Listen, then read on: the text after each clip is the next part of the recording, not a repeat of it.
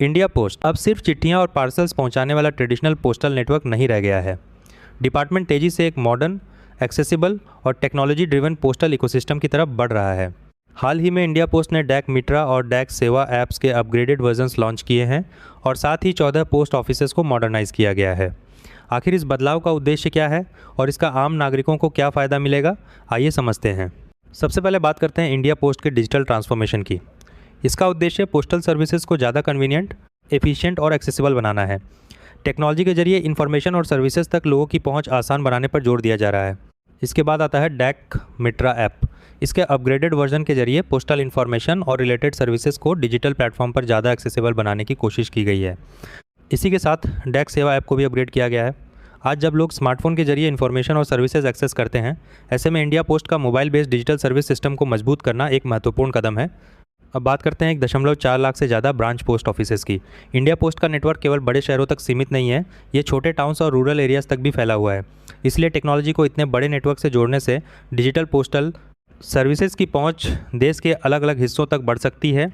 इसके साथ ही 23 Indian languages का सपोर्ट भी दिया जा रहा है। भारत जैसे मल्टीलिंगुअल देश में अलग अलग भारतीय भाषाओं में डिजिटल सर्विसेज उपलब्ध होने से एक्सेसिबिलिटी और इंक्लूजन बेहतर हो सकते हैं। अब बात करते हैं APT2 की। यह इंडिया पोस्ट के टेक्नोलॉजी ट्रांसफॉर्मेशन का हिस्सा है और पोस्टल ऑपरेशंस को मॉडर्नाइज करने तथा सर्विस डिलीवरी को ज़्यादा एफिशिएंट बनाने की दिशा में काम करता है। इसी टेक्नोलॉजी इकोसिस्टम में CEPT यानी centre for excellence in postal technology की भी महत्वपूर्ण भूमिका है। टेक्निकल इंफ्रास्ट्रक्चर और एक्सपर्टीज़ इंडिया पोस्ट के डिजिटल ट्रांसफॉर्मेशन को सपोर्ट करते हैं। इसके बाद DOPIT-2 भी डिपार्टमेंट ऑफ पोस्ट की टेक्नोलॉजी मॉडर्नाइजेशन का हिस्सा है। इसका उद्देश्य पोस्टल नेटवर्क को ज़्यादा इंटीग्रेटेड और टेक्नोलॉजी इनेबल्ड सिस्टम की तरफ ले जाना है। लेकिन इंडिया पोस्ट की मॉडर्नाइजेशन केवल ऐप्स और IT सिस्टम्स तक सीमित नहीं है। फिजिकल पोस्ट ऑफिस बिल्डिंग्स को भी मॉडर्नाइज किया जा रहा है। हाल के इनिशिएटिव में 14 पोस्ट ऑफिसेज को रेनोवेट और मॉडर्नाइज किया गया है।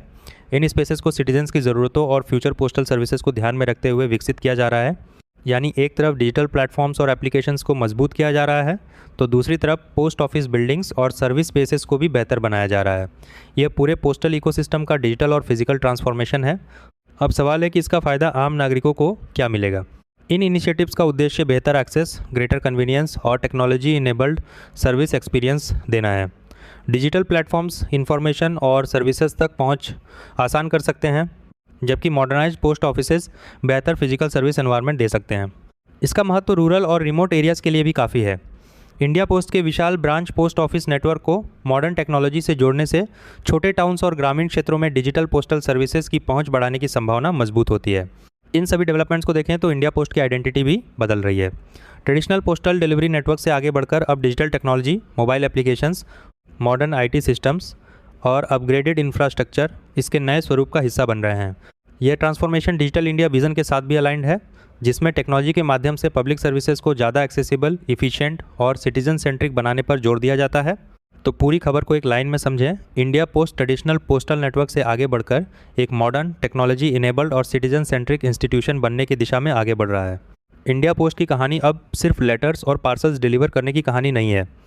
यह टेक्नोलॉजी, एक्सेसिबिलिटी, मॉडर्न इंफ्रास्ट्रक्चर और बेटर सिटीजन सर्विसेज की कहानी भी बन रही है। तो दोस्तों, यही था इंडिया पोस्ट के लेटेस्ट डिजिटल ट्रांसफॉर्मेशन का पूरा अपडेट। अगर आपको ये जानकारी यूज़फुल लगी हो तो वीडियो को लाइक करें, चैनल को सब्सक्राइब करें और ऐसी ही इन्फॉर्मेटिव अपडेट्स के लिए जुड़े रहें।